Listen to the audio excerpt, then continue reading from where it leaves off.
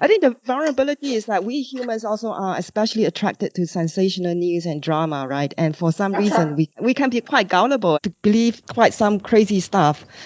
The other one thing that I also want to touch on in slightly more detail around the tactics is from the threat actor perspective when it comes to misinformation.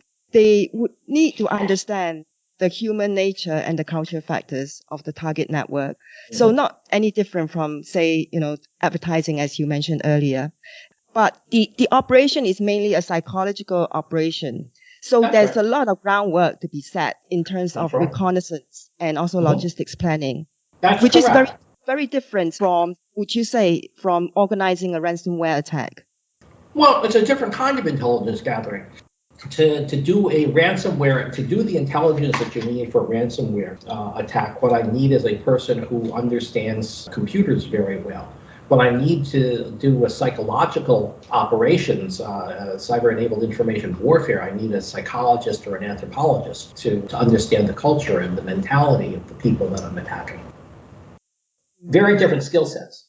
And how serious is this threat? Because again, if we look at, say, ransomware versus misinformation, when we talk about ransomware and data breaches, we can quantify the level of severity, right? The number of machines, that has been hacked or affected, money stolen.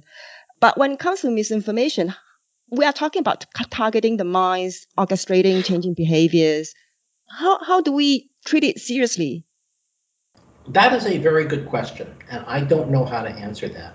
The problem is what is the metric? Well, it is very clear that, there are polls that show, for example, that a substantial fraction of the United States does not believe that taking the coronavirus vaccine will be a good thing, and so they don't want to do it.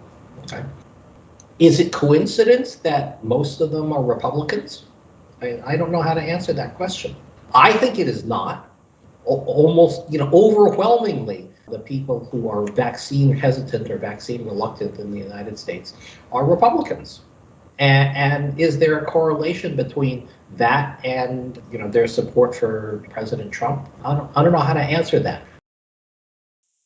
So, for example, next time, if we do have a podcast again, I could be speaking to someone who is pretending to be you, but it's actually a robot.